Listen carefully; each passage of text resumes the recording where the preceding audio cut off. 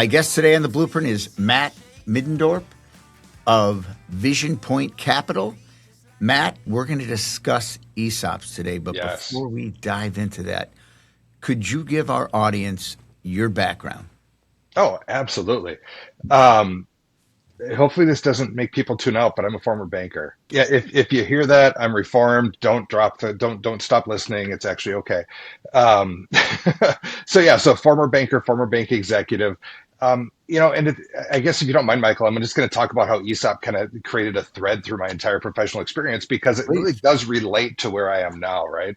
So former banker, saw clients who went to ESOP, had clients who were ESOPs while I was in banking, and I got to see the financial side of it, right? I got to see if the promise of ESOP met the reality of it as a banker, which, as you know, means I was very critical of what it was looking at. So it was kind of neat, right? Being able to be a banker and see that employee ownership is real, is a very viable business model.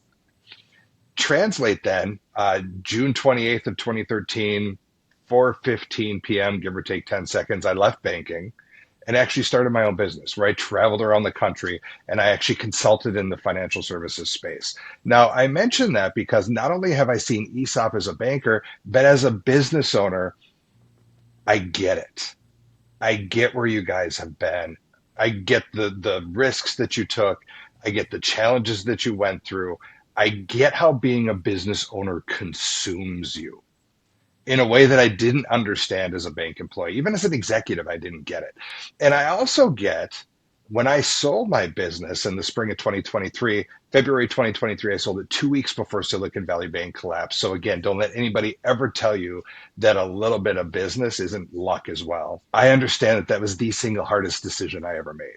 That my identity as a person had become part of my business, and I needed to figure out how do I untangle selling it from who I am as a person. So I've been a banker, I've seen the financial side, I've been a business owner, I understand the risks that are involved, I understand how it consumes you, and I understand how hard it is to sell it and walk away from it. And now I do ESOPs, right? So I help people. I mean, 90% of my job, I like to say, Michael, is I educate business owners on employee stock ownership plans, what they are, how they work, the process to become one, the challenges of ESOP, right? Probably all the things we're going to talk about today, and help them make an informed decision. Because here's the truth about most business owners when they go through a transition is it's not deliberate.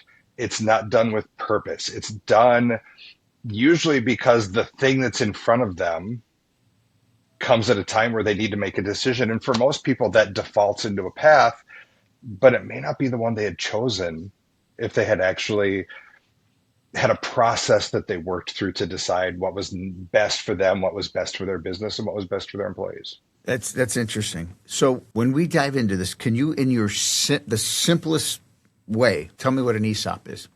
And ESOP is I'm going to take this from two directions, if that's okay. They're both Please. very simple though. The first one is in an ESOP transaction, an employee stock ownership trust is formed. Okay. That trust is overseen by a trustee, and that trust buys the business from the shareholders. Okay. Can I follow up on question? So Yes, you set up this trust yes. and you're going to sell your business to your employees. Is it all the employees on board that are going to now be shareholders of your business? Am I following that The correct? amazing part about the trust owning the business is the employees don't own it directly. They are beneficiary owners. So they don't suddenly have voting rights. They don't suddenly have the ability to change the name, hire and fire people, or really be involved in the day-to-day decision-making process of being an ESOP or being a business. The really cool part about being an ESOP for a lot of business owners is when they sell it to an ESOP trust, the people that run the business the day before the transaction closes are the same people that run the business the day after. So control doesn't change. Okay. How does a business owner cash out, get paid? So this is where we get into what is an ESOP, right? And the primary thing that an ESOP is a business transition tool. Beautiful, right? So as a business transition tool, it's the only way you can transition your business where you stay in control. It is the only way where you can really maintain your legacy as a business owner, both with your employees and in the community, right? Your name stays on the door. But the cool part is, um, I don't know if we want to talk about one of the challenges of ESOP, but here's what I am going to say right now is Absolutely. let's come to the challenges later. But what I'm going to say right now is ESOP is not the path for people that want to get a check and do this. That was going to be a follow up question of mine. Yep. So, and for those of you listening, I just kind of wipe my hands, right? Who just want to be done with their business, Want who to be built done? it. I want to cash out. Yep. But let's just be really honest about this too, though, Michael. If you sell to PE, they don't let you go anymore, right? True. You know what? They're going to make you stay in for 3 to 5 Yep. years. They're going to make you take a portion of your proceeds in a lot of case and put it back into the business, right? They want you to be invested yourself. The crazy part about that, though, is okay, so you've got an earnout, you're invested, you're still working there, but you're not in control anymore. They are. You're not running it. You're not deciding if you get paid that or not or not. You're not deciding if the day-to-day happenings of that business anymore, right? So it's a trade-off, and that is one of the things that a lot of people don't understand is you just don't get a check like you used to and walk away. Going back to the ESOP, the actual employees for the trust, they're not creating a check, writing a check, like you said. They're not writing a check. You're not cashed out. You have a time that you're still staying on. Your name's on the door. It's your legacy. It sounds like the people that help you build your business are now going to take over and kind of see your vision through next generation and forward and forward. Can the ESOP is that correct, or am I crazy with what saying that it can keep going for like 10 years, 20 years? Could the ESOP then side the trust say, you know what, we just want to cash out? Is there an opportunity for the ESOP trustees, lack of a better word, Yep. to then someday cash out, or is that written that this is how it stays? So the trustees don't want to be involved in the day-to-day operation of the business, right? The trustee will be involved with the board, right, on the governance side, but not as a decision maker, just to make sure that the board is doing their job, right? So that's one of the interesting parts about this is ESOPs get bought and sold all the time. By ESOP is private equity? sometimes, Okay. sometimes by other ESOPs. ESOP holding companies are a very real thing. Uh, One of the really cool parts about ESOP is there is um, a mechanism where funds are available to buy other companies. And I'm just going to say it's some tax benefits to being an ESOP, which we'll cover later. I don't want to create a mic drop moment in the first 5 minutes we're on here, right? Thank you. Thank you. But we got to build it. We got to build it, Michael. We can't just go from zero to mic drop. So, so the truth of it is yes, ESOP companies buy other companies. ESOP companies sell to other companies, just like any other business would. What does it look like as a business owner timeline that I'm out, I'm completely paid what I wanted, and now I'm going to step away? What does that timeline look like? Yeah, so it is in an ESOP transaction possible for a business owner to close the transaction and step away, right, from the day-to-day operations of the business. Most business owners are involved in a governance standpoint afterwards, and here's why: because one of the pieces of ESOP that people need to understand is there's almost always a component of getting paid over time. Here's what that means. I have a transaction right now that actually just closed in Florida. $80 million business. They got $25 million up front, 22 million at close. I'm sorry, they got $22 million up front plus another line. So $22 million at close. The rest of that is going to get paid out over the course of the next 7 to 10 years. Now, here's the really cool part about that though, is they're earning interest. And for a lot of people that go through ESOP, yes, bank financing is a part of probably half of the transactions I do. A lot of people look at the seller financing part of it and go, wait, so I'm making 7.5% interest. That's more than I pay the bank right now. So I'm taking on a risk premium for myself. Give me that 7.5. I want to make that money through the process. So yes, absolutely, they get paid out over time, but you get paid extra to do so. And what is your advantage tax wise? So let's take this from two different angles. And this is one of the cool parts about this, right? Is because it's a stock sale, an ESOP transaction versus a transaction to PE is taxed very, very differently. I always like to say you may get a higher top line price selling to private equity, but your total return selling to ESOP is going to be just as much, if not more. Why? Because let's say you choose um, to seller financing.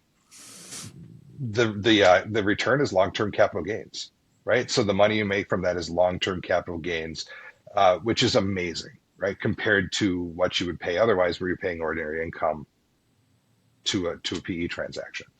Now, here's the other cool part about that too, though, is there are mechanisms in the ESOP space that are not available in other places where you can defer paying capital gains.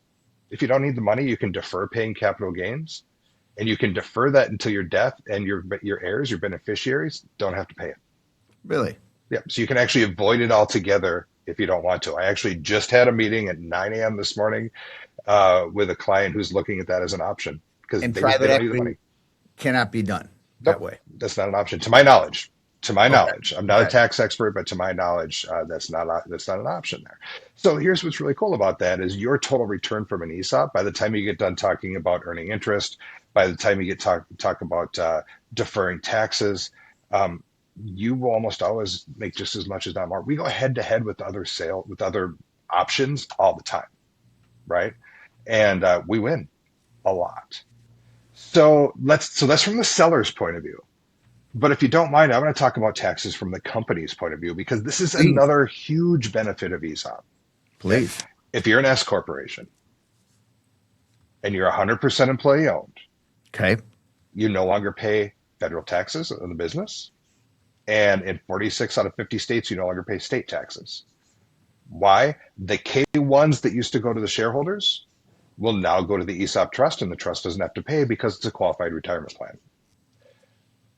Yeah, right. There you go. Now it is that's a mic drop. I hope nobody was Yeah, driving. yeah, I don't want yeah, anybody to go yeah, in the ditch. yeah, Yeah. yeah. That's Um, so that is proportional. You don't have to sell your entire company to ESOP. If you choose to sell 30% to the trust and keep 70% for yourself, you get 30% of that benefit. so.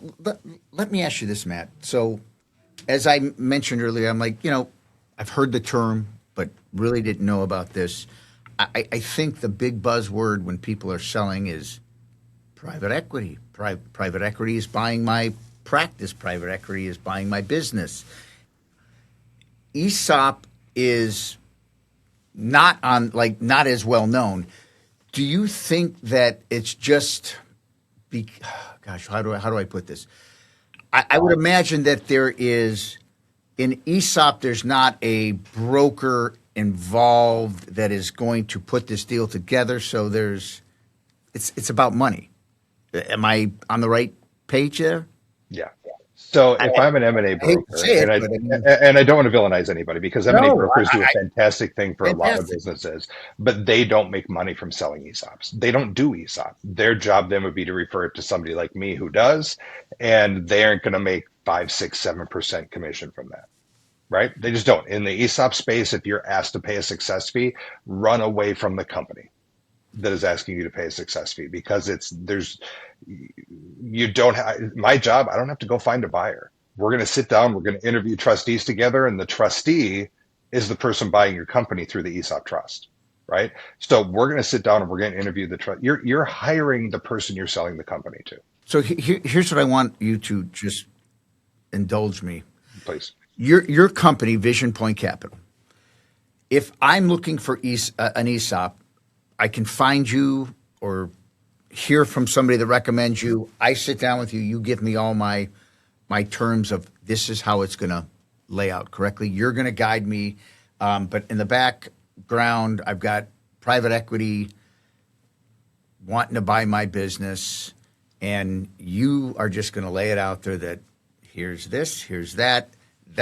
What is so the question, I guess, is has ESOPs caught up to private equity and selling a business, or is it still not as well known and not as many people are doing this? And that's why we're getting the word out there today. More and more people are looking at it, right? Because more and more people are hearing the stories of what happens when you sell in other ways. So when I get a call from somebody who's thinking about what's next, right? Where they're thinking about transitioning their business out or up, um, my job is to understand their goals, right? My job is to say, okay, what's more important to you? Price, control, right? Who controls the business after the sale? Your identity as a business owner. Have you thought about that? What happens next? I have talked to people that have sold their businesses to in this case, it was PE, but it wouldn't have to be PE. And they woke up the next day and said, I wasn't ready to do that. What did I just do? Right? Price, control, identity, and legacy. Which of those four are most important to you? What are you trying to accomplish from this? Right? Are you trying to exit? Are you trying to pull liquidity out of the business? Right? So are you taking some of the chips off the table? Right? Because some people are pulling liquidity out to go invest in other places. Some people are just trying to diversify because they realize that most of their wealth is tied up in their business and they want to move it in other directions. Mm-hmm. So, what are you really trying to accomplish? How does that fit into price and control and identity and legacy? And honestly, based on what they tell me, that kind of tells me, hey, listen, you should actually go talk to somebody about private equity or a third party sale, a strategic buyer, right? Or you should talk to your management and see if they want to buy the company from you directly instead of through an ESOP.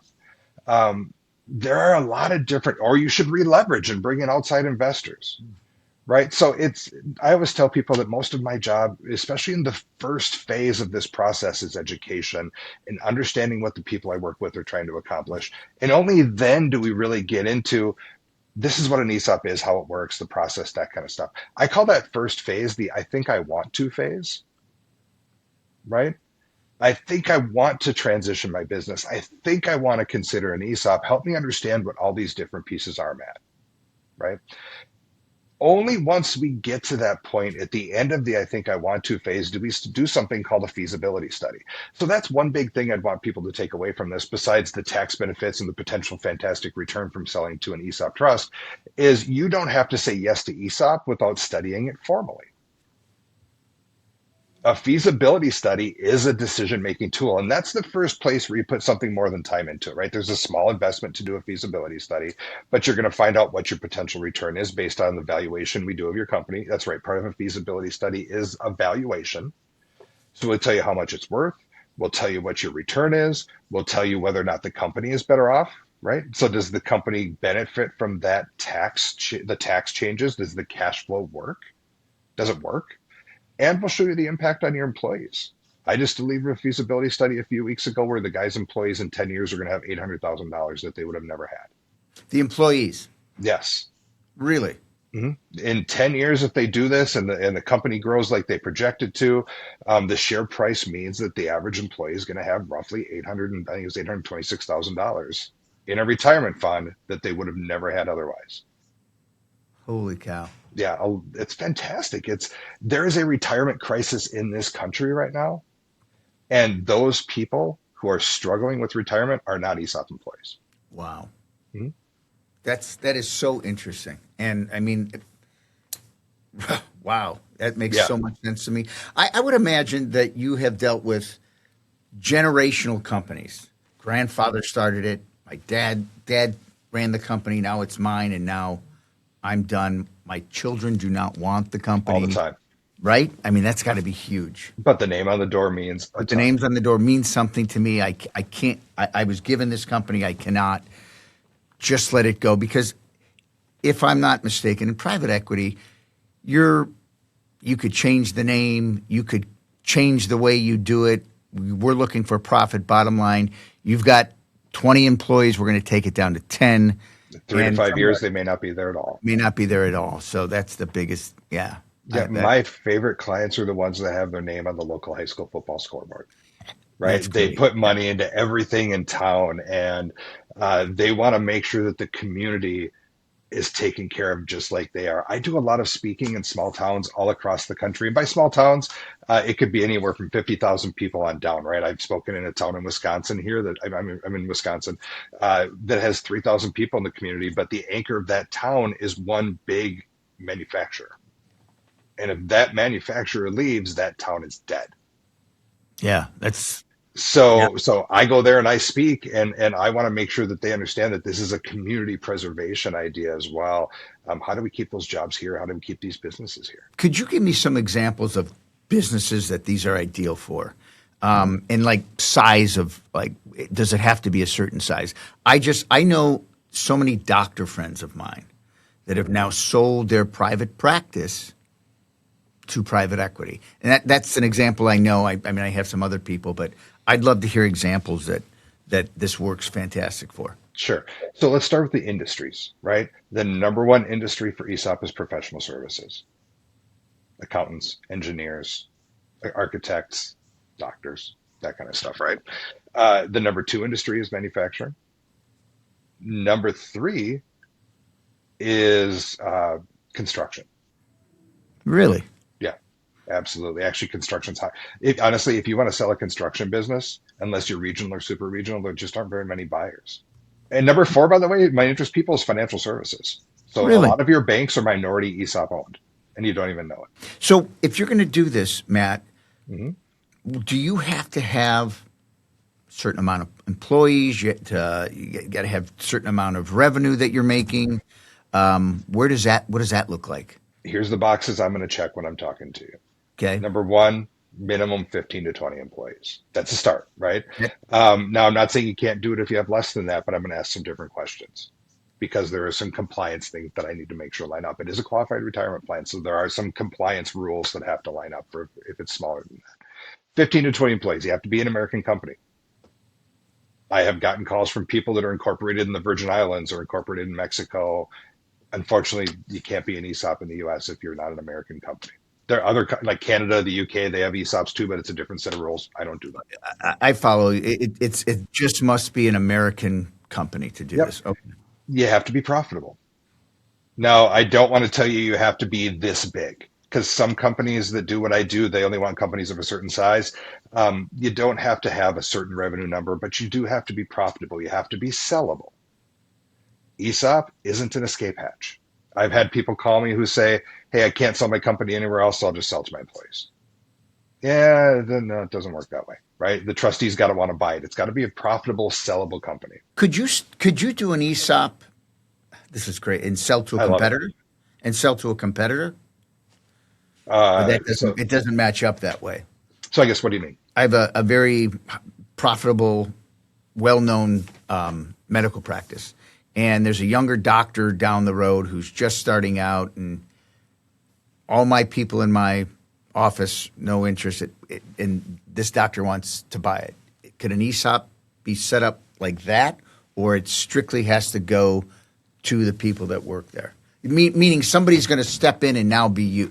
So ESOP, I think I'm answering my own question, but I don't know if you caught what I was asking. I believe so, but keep going. I've got a twist for you, but keep going. I'm a young doctor. I want to buy this practice. You're looking to sell your practice. That is just practice to practice. An ESOP wouldn't work out for something like that. Or I have a manufacturing company, and the manufacturer across the street wants to be bigger. They want to buy my company. It's not private equity. Is it just business to business sale? Well, if you're already an ESOP, then yeah, absolutely, they can buy you, Oh, and they can they have decide to be whether or in. not. Well, yeah, you'd want to be an ESOP before the transaction, right? But you don't want to do the transaction as an ESOP and then sell right away because the benefits of it just aren't going to be there, right? Both for you as the seller and for the employees. But here's what I have seen happen is I have an example for a client that is currently 30% employee owned. And they had tried for years to figure out who was going to take over the business.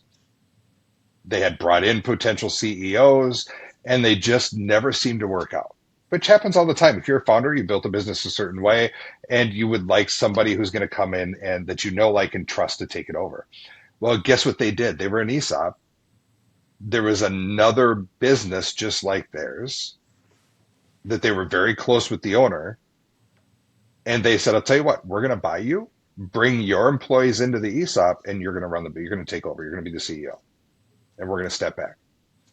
So they made a strategic acquisition to bring another business in, and they brought in their new leadership in the process. And in the scenario you described, that might actually work. Gotcha. So, Matt, you're in the banking business. Once upon a time. What led you to go, aha, this is what I want to start? So after I sold my business in the spring of 23, I was trying to figure out what's next, right? And I got a call from a friend of mine who was a former banker friend who was in the ESOP space. He gave me a call and said, "Hey, Matt, um, I think you'd be really good at this. How do you feel about doing this?" And I thought at the time he meant for me to come in and consult, right, and help build his team out because that's what I did in banking. And he's like, "No, I want you to come in and I want you to help business owners understand this transition and work through it with them." Were you familiar with this ESOP at that point? Only because I had had clients that were ESOPs when I was in banking. Okay. Right. So again, I had seen I had clients who were in ESOP and I had seen clients transition into it while I was in banking.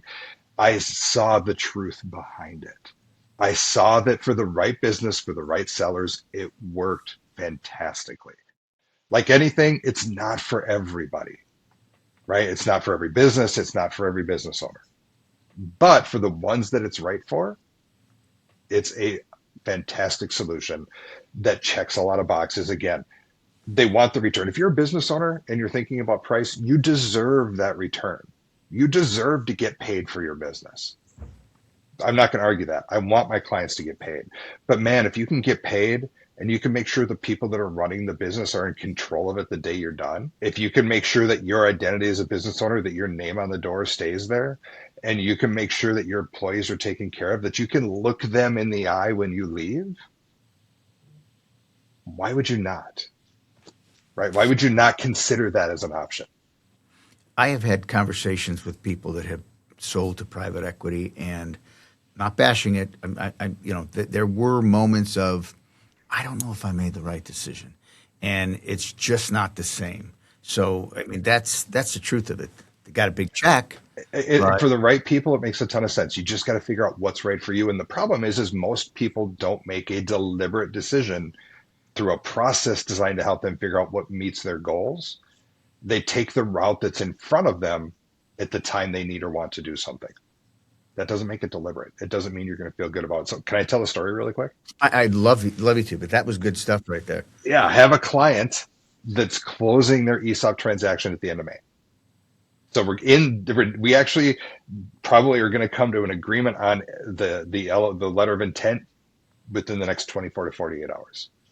We're there. It's just details around the edges. The attorneys are doing their thing, right? They sold their company to private equity in 2017. The company had never lost a foreman.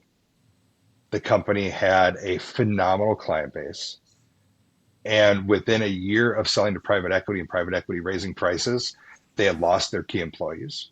They had lost most of their clients. And within 2 years, the company was almost dead. My client had left and was asked to come back to help figure it all out. But he didn't like the people on the board. He didn't like the management that was in place. So instead, he said, "I'll tell you what, why don't I just buy it back?" So he did for pennies on the dollar. He basically bought it back for the price of AR, accounts receivable. Pennies on the dollar.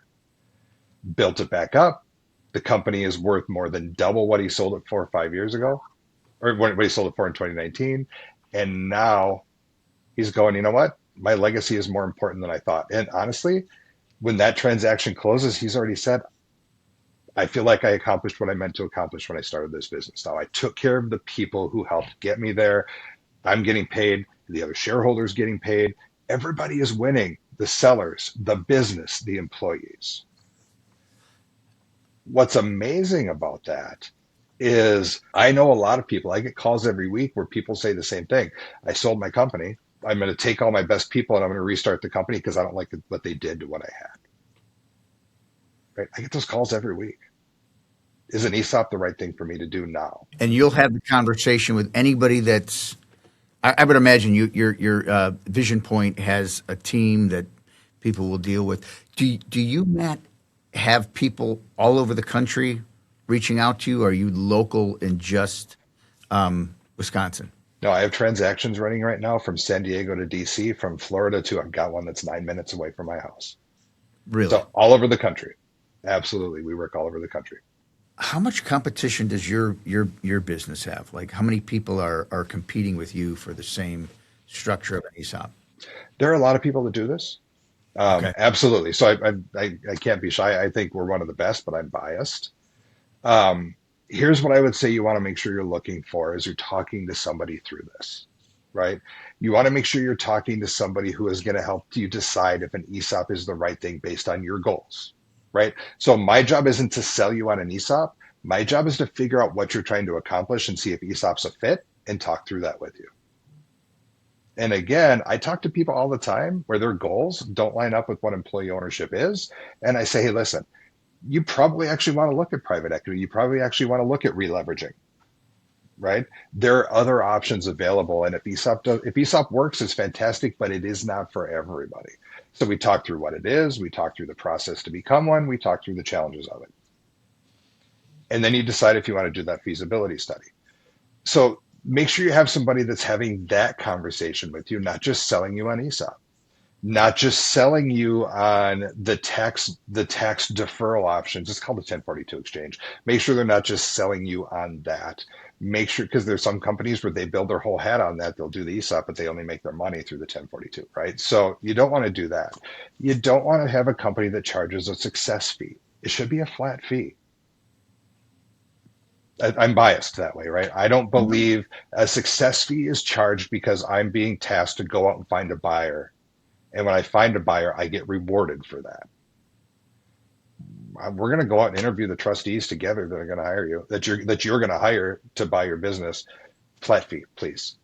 You don't need to pay. Um, Let me put you this way. I talked to a banker the other day who was assuming he had just finished an ESOP transaction for somebody else. He didn't do a lot of them. And he was doing the financing for what I'm working on right now. And he's like, okay, so the fee is roughly 1.5 or so. I'm like, are you kidding me? The people who did that for you got taken for a ride. They got cleaned out. That's ridiculous. You should never pay that much for an ESOP transaction. It should be a fraction of that. Wow. So, and I mean fraction. So you want to make sure you have somebody who is going to guide you through a process, because great ESOPs are made by great process. You want to make sure you have somebody who's going to be reasonable in the way they structure their fee and the way they bring in the right team around you. You want to make sure you have somebody who's going to be there for you after the transaction closes too, because a lot of companies, all they want to do is get the cash for the seller and then they're out. They don't think twice about it. And so that is an option, though, for Yeah. in an ESOP that I don't I don't want to stay on for 3 to 5 years. I'm I talking want to. about the person helping them is out and they don't care anymore once it closes. Right. Oh, But they're yeah, out. absolutely. Absolutely. The Okay. seller can walk away afterwards. They're just going to get paid over time. So they're probably going to want to stay involved on the board in a governance capacity, but they don't have to be involved in the day to day. I have clients that are selling their businesses that haven't been involved in the day to day for 10 years, but they're still the primary shareholder. So here's what I'm unclear, and forgive Okay. me. No, this is good.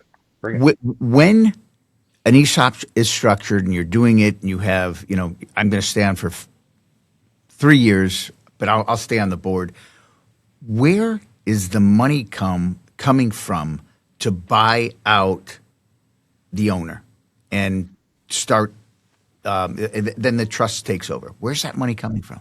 So when we do a feasibility study, when we show you the cash flow impact, that's where you really can see the tax benefits carrying the day for the first few years, right? So if you're no longer paying state or federal taxes, it's kind of the game we play, right? Where we take that money and we use it to pay the sellers. And as the company grows, then you become less and less reliant on that. So most of the time, we'll model out that a seller gets paid out over 10 years. And Okay. realistically, if you're looking at the cash flow projections, it's 5 to 7 that it actually happens, right? Now, then what happens after you pay the seller and you're not paying taxes anymore? You've got a lot of options, right? You got a lot of different things you can do with that money for your business. There's a reason ESOP businesses, some of the statistics behind ESOP, they grow 2.4 to 2.6% faster than non-ESOP companies. Say that again. The average ESOP grows 2.4 to 2.6% faster than a non-ESOP company, a comparable non-ESOP company. They grow faster. Is there a reason why? Yes, there is. And part of that is because there is the average ESOP employee stays with the company 4 times longer than at a non-ESOP Okay. company in comparable industry, right? So you're hiring and retaining better talent. That's huge. If people don't leave, think about how about this? Just think about the money you save and not having to go out and hire people and train them. Yeah, and people come to work, want to work, and do a great job. They have. Yep. Well, because for the first time, the financial incentives of the company are lined up with the financial incentives of the employee. For the Hmm. first time, they're running on a parallel path, right? Um, when the when you close an ESOP transaction within that first year, statistically, you get a 4 to 6% bump in productivity that Wow. first year. Think about that. If you've been a business that's been in business for 50 years and you become an ESOP and suddenly productivity increases 4 to 6% in that first year, that's insane. That's huge. During economic downturns, ESOP companies are less likely to lay off employees than non-ESOP companies, right?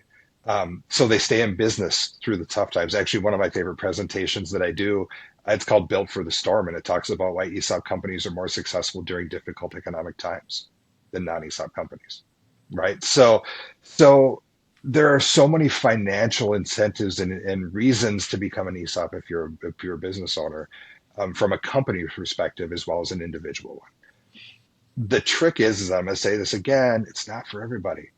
It's not. And I want to make sure that that is coming through very clearly to your audience, Michael, because for the companies it works for, it's great. For the companies that are not aligned with the goals of ESOP, it just doesn't make sense. If you're a business owner that wants to walk away, it's probably not a fit. If you want to get paid in one day and walk away, it's not the way you're going to go, right? Um, you'll typically pay less to do an ESOP transaction than selling through M&A, but there's still a cost to it, right? There is an ongoing cost to ESOP, just like your 401k. You're going to have an administrator, a third party administrator who runs it, who determines who's eligible, how many shares they're going to get allocated every year, and the value of those shares, right? So there's an ongoing cost to it. But again, it's minimal compared to the tax savings that you're making. Ongoing cost for an ESOP company is tens of thousands of dollars, right? Which for most company, when you're paying a lot more than that in taxes, it just makes sense. But it's something I have to be honest about upfront. Um, I should also point out that a lot of times the company that does your 401k administration is also doing your ESOP administration. It's the same company.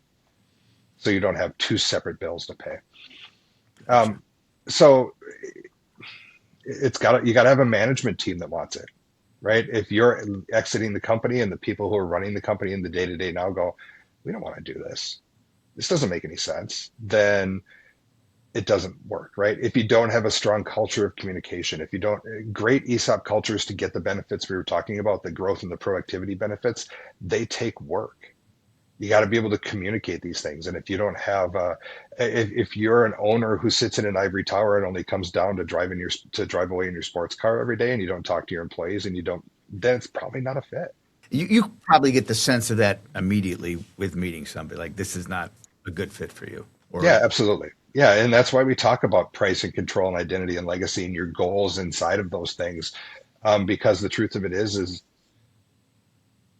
sometimes it just doesn't work, and I want to make sure that we talk. The goal of the first time I talk to somebody is to decide if we should talk again. Let's put it that way. It's not to sell them on anything. It's okay. We're having this conversation. You've checked my boxes. Have I checked yours enough where you want to continue the conversation? Or did you hear enough to say, nope, this isn't it? how many ESOPs you put together a year? So, um, in the number of ESOPs we put together in a year, roughly 1 out of every 10 ESOPs in the country comes through us. No kidding. Yeah, Damn. Good for you. we try. That's good. Yeah. That's good. Well, I mean, you want to take care of people. And when you take care of people, then word gets out. So I would assume you like the business you're doing now rather than the banking business that you were in previously. Well, let's see, because I haven't been through a great recession in this business like I have in banking yet. So, um, Don't say that just word. I Yeah, know. keep doing that work. Just thinking about 2007 through 2010 makes me want to crawl under my desk and suck my thumb. So yeah, it was a tough time, and I'm glad I wasn't in banking during COVID with PPP and everything else. Um, but let's just be honest, businesses, the cycle goes up, the cycle goes down. We've been up for a long time. There's a lot of uncertainty right now. We don't know what's happening in the next 6 months or year or 3 years, right? By the way, not a political statement. I think we just can all acknowledge that nobody likes paying $4 a gallon for gas, and that could change tomorrow too, right? So Let's hope. business does this. Um, when times are good, everything is great. When things are tough, it's worth knowing that you transitioned your company into something that will have a better chance of surviving than a traditional business model. You told such a good story on that example. Do you have another story on an ESOP you could share Hmm. with the audience? Absolutely. Yeah, it was a great story. Oh, And you don't thanks. have to name the business. I just like hearing success stories like that. Yeah. So let me tell you another story. Four sellers, four owners came to me. You're going to love this. It was twin sisters. One of the sisters' husbands and the other sister's ex-husband were the four owners. And they had a pool construction business. And they also had a retail element to it too, right? So they sold pools and hot tubs and the chemicals and everything that goes with it, saunas. Fantastic business. Four sellers. They were in their early 40s. So normally when you think exit, you're thinking, hey, I'm 65 years old, 70 years old or whatever, and I'm transitioning out of my business. They're going nowhere. They flat out said they're in this for at least another 10 to 15 years. Their thought process wasn't exit and cashing out. Their process was pulling liquidity from the company because they had other investments they wanted to go make. We went through the process. They sold 100% of their company to an ESOP, to an ESOP trust. It's been 3 years now since they closed that transaction. It has been fantastic for them.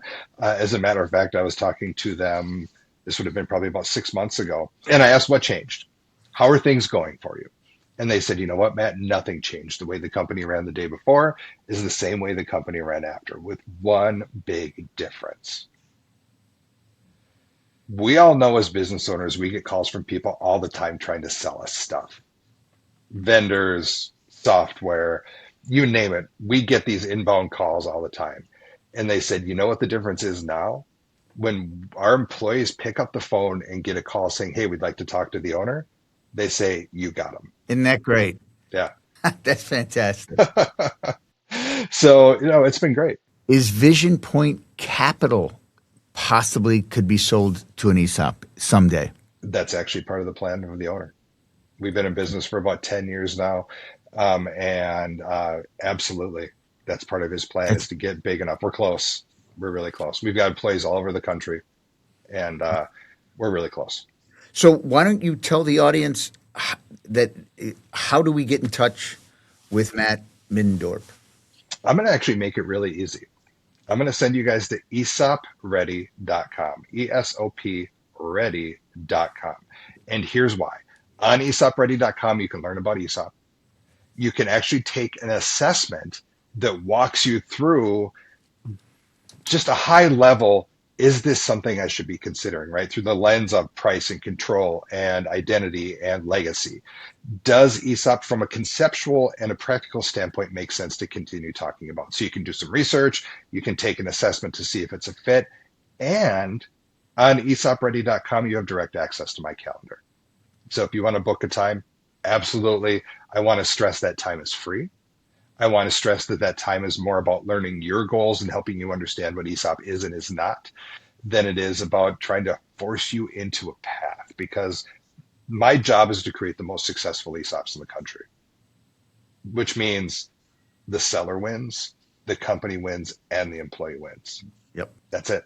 Good stuff, Matt. You have really enlightened me. I'm smarter today than I was yesterday on this. This is really interesting. It's a great topic. I've really enjoyed this. And thank you for the preparation you put into this and the great questions you asked. We brought out the best in each other, and that's all we can ask, right? It was a very good conversation. You can go back and forth. No, I appreciate that. Thank you so much. And again, if anybody has any questions, esopready.com. Thanks for listening. I hope you enjoyed this conversation. Make sure to follow us on social media at MDV The Blueprint on Instagram, TikTok, and YouTube. We post a ton of great content. And please don't forget to subscribe to our podcast channel so you never miss out on an episode. Thanks again, and see you next time.